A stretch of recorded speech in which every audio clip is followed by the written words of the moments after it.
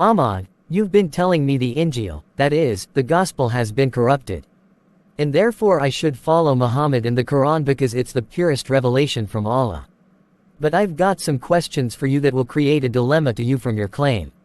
I am all here to listen to you, John. That's right, but no dilemma will result from this.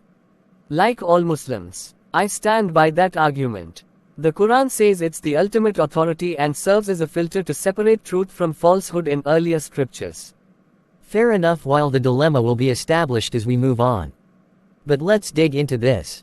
If the Quran is the absolute authority, as you say, can you explain Surah 61:14 for me? I'd love to hear your perspective.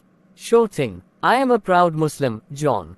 Let me read it. O you who have believed, be supporters of Allah, as when Jesus, the son of Mary, said to the disciples, "Who are my supporters for Allah?" The disciples said, "We are supporters of Allah." And a faction of the children of Israel believed and a faction disbelieved. So we supported those who believed against their enemy, and they became dominant. Surah 61:14, Sahih International. You see, John, Jesus called his disciples to help him in the cause of Allah, and they obeyed.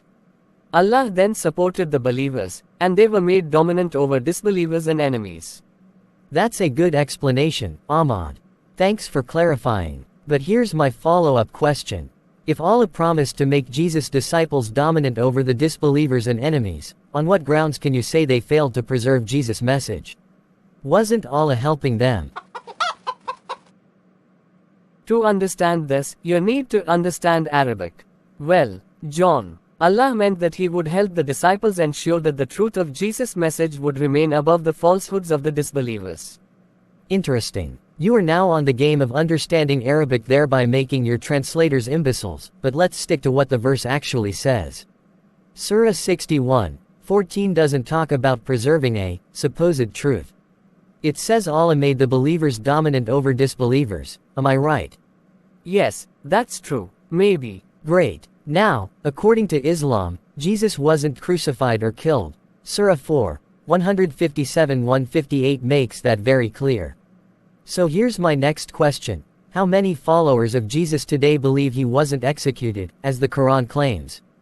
Well, not many, I suppose, but I still think. No, I still think, but exactly, Ahmad. All Christians believe Jesus was put to death and rose from the dead. If Allah made the disciples and their followers dominant, as Surah 61:14 says, how can you claim the message of Jesus was corrupted? Wouldn't that mean Allah's promise failed?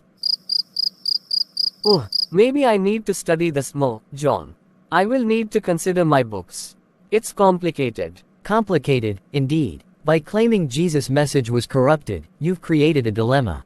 Either the Quran contradicts itself, or the corruption argument doesn't hold water. Which is it? Let's end this argument for now, John.